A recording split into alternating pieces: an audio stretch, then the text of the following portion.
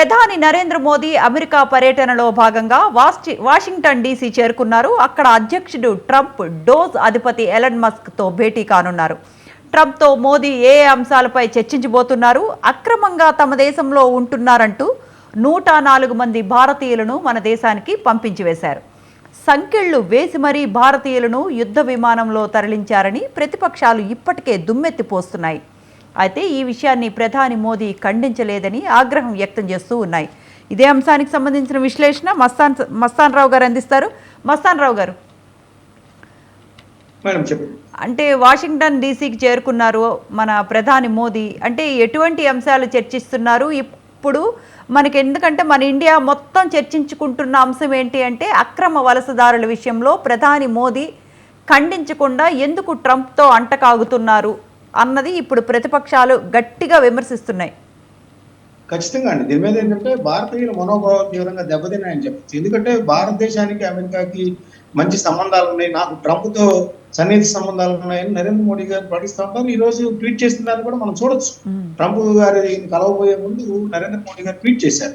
అంటే యాక్చువల్ గా ట్రంప్ రెండోసారి 47వ అమెరికా అధ్యక్షుడిగా గెలిచిన తర్వాత 4వ దేశానికి సంబంధించిన వ్యక్తిగా నరేంద్ర మోడీ గారు ఇప్పుడు కలవబోతారు.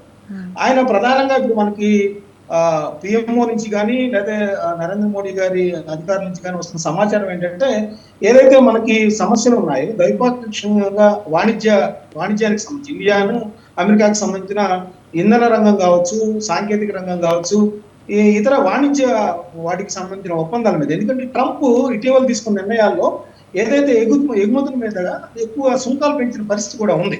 ఆయన కొద్దిగా అగ్రెసివ్ గా వెళ్తున్నారు. ఇప్పుడు మనం ప్రధానంగా చూసినట్లయితే అక్రమ వలసదారులుగా గుర్తించిన భారతీయులకు సంబంధించి ఆయన తీసుకున్న నిర్ణయం అంటే నిజానికి భారతదేశం అనేది అమెరికా కూడా ఒక మార్కెటింగ్ పరంగా ఒక ప్రధాన ఆదాయ వనరుగా ఉంది.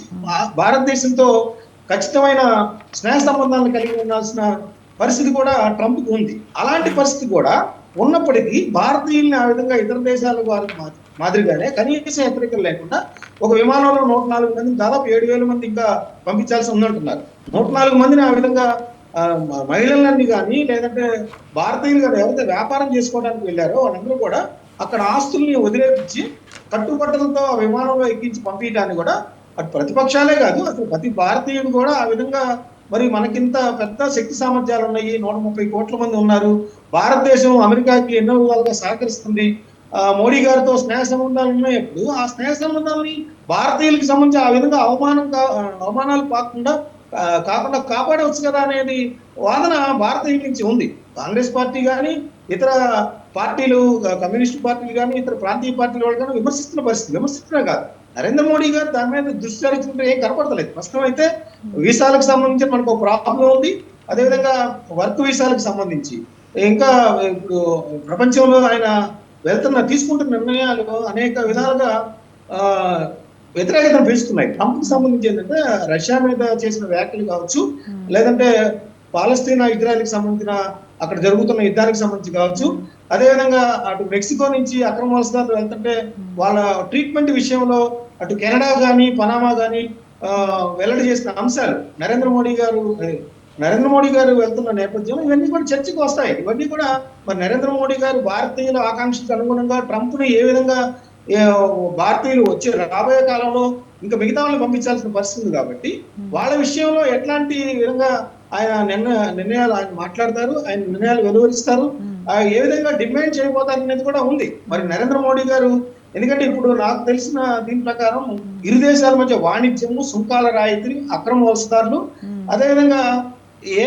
యాక్షన్ సమిట్కి సంబంధించి ఫ్రాన్స్ లో వెళ్ళొచ్చారు కాబట్టి నరేంద్ర మోడీ గారు దానికి సంబంధించి కూడా మన ట్రంప్ తో మాట్లాడే అవకాశాలు ఉన్నాయి. అదేవిధంగా ఎలాన్ మస్క్ తో కూడా ఆయన అంటే ట్రంప్ విజయంలో కీలక పాత్ర పోషించారు. ఎలాన్ మస్క్ ఆయనతో కూడా చర్చించే అవకాశం ఉందనేది చెప్తా ఉన్నారు. అయితే భారతీయులందరూ మాత్రం ట్రంప్ తో ఆయన కలిసి ఏ విధమైన వాణిజ్య సంబంధాలు, ఇంధన రంగాలు కానీ రక్షణ సంబంధాలకు సంబంధించిన ఒప్పందాలు కుదుర్చుకుంటారనేది ఒక పక్కన ఆసక్తి ఉన్నప్పటికీ కూడా ఈ విధంగా వలసదారులుగా గుర్తించబడి అక్కడ ఎటువంటి పత్రాలు లేకుండా, ఇమిగ్రేషన్ పత్రాలు కానీ ఎటువంటి లేకుండా చిక్కుకున్న భారతీయులకు సంబంధించి ఇతర అవమానాలు ఎదురు కాకుండా ఏ విధంగా వాళ్ళని తీసుకురాగలుగుతారు, ఏ విధంగా వాళ్ళ గురించి ట్రంప్ తో చర్చిస్తారు అనే అంశాల పట్ల ఆసక్తిగా ఎదురు చూస్తున్నాను అంటే నేను. సంకెళ్ళు వేసి మరి యుద్ధ విమానంలో తరలించడాన్ని ప్రధాని మోదీ ఖండించకపోవటాన్ని మనం ఇది స్ట్రాంగ్గానే తీసుకోవాలి. మోదీ అక్కడికి వెళ్ళింది కొంచెం అదానీకి మేలు జరిగిందే కానీ మనకి భారతీయులకి ఏమీ మేలు జరగలేదు అని ప్రతిపక్షాలు చాలా గట్టిగానే దుమ్మెత్తిపోస్తున్నాయండి. ఖచ్చితంగా అండి. మనకేంటంటే నరేంద్ర మోడీ గారు అదానీ బంధం గురించి అందరికి తెలుసు. ఇప్పుడు యాక్చువల్ గా అదానీ గారికి సంబంధించి ఆరోపణలు వచ్చిన పరిస్థితి అమెరికా FBI నుంచి వచ్చాయి. దానికి ఆంధ్రప్రదేశ్ సంబంధించి కూడా ఆ వ్యవహారం ఉంది. 1750 కోట్ల రూపాయలు విద్యుత్ ఒప్పందాలకు సంబంధించి మన జగన్మోహన్ రెడ్డి గారికి అందాయనే ఆరోపణ కూడా అక్కడ వచ్చిన పరిస్థితి. సో అదానీ గారు అక్కడికి వెళ్తే ఆయన్ని ప్రాసిక్యూట్ చేసే పరిస్థితి కూడా ఉంది. మరి నిజానికి ప్రతిపక్షాలు ఆరోపిస్తున్నట్టు ఆ వ్యవహారాన్ని కూడా ఆయన పరిష్కరించాల్సిన పరిస్థితి కూడా ఉంది. ఎదురు చూస్తా ఉన్నారు అదానీ గారికి సంబంధించి. ఎందుకంటే అనేక ఆరోపణలు వస్తున్నప్పటికీ కూడా అదానీ గారిని Narendra Modi and BJP party వెనకేసుకొస్తున్న పరిస్థితి మనం ఇక్కడ చూసాం. సో ఇప్పుడు మరి అక్కడ అమెరికాకు సంబంధించిన అమెరికన్ పౌరుల్ని ఆయన మోసగించారనే ఆరోపణల మీద ఫెడరల్ బ్యూరో ఆఫ్ ఇన్వెస్టిగేషన్ ఒక కేసు నమోదు చేసినప్పుడు, అమెరికాకు చెందిన FBI నమోదు చేసినప్పుడు ఈ రోజు అదానీ స్వేచ్ఛగా అక్కడికి వెళ్లే పరిస్థితి కూడా లేదు. అలాంటి సందర్భంలో తనకు ప్రాణ స్నేహితుడు బీజేపీకి అనేక చేదోడు వాదోడుగా ఉంటున్న అదానికి సంబంధించి ఆయన ఏ విధంగా ట్రంప్ తో మాట్లాడతారనే విషయాలు కూడా ఇక్కడ ఆసక్తిగా గమనిస్తున్నారు. అయితే వీటన్నిటికీ మించి భారతీయుడు కోరుకుంటుంది ఏంటంటే రాబోయే ఎవరైతే ఇంకా భారతీయులు అక్కడి నుంచి మిగిలి ఉన్నారో వాళ్ళందరికీ కూడా అట్లాంటి ట్రీట్మెంట్ ఆ విధమైన, ఎందుకంటే భారతదేశం వెళ్ళి విమానం అవసరమైతే మేమే పంపిస్తాము ఫ్లైట్, అక్కడ మా వాళ్ళని మేము తెచ్చుకుంటామనే విధంగా కూడా వాళ్ళని గౌరవంగా తీసుకొచ్చే పరిస్థితి కూడా ఉంది. ఆ విధంగా తేవాలని కూడా ప్రతి భారతీయుడు కోరుకుంటున్నాడు అనేది నేను చెప్తాను. రైట్ మస్తాన్ రావు గారు, thank you so much for joining and giving your valuable analysis. That's all for today's to the point. Stay tune to స్వతంత్ర.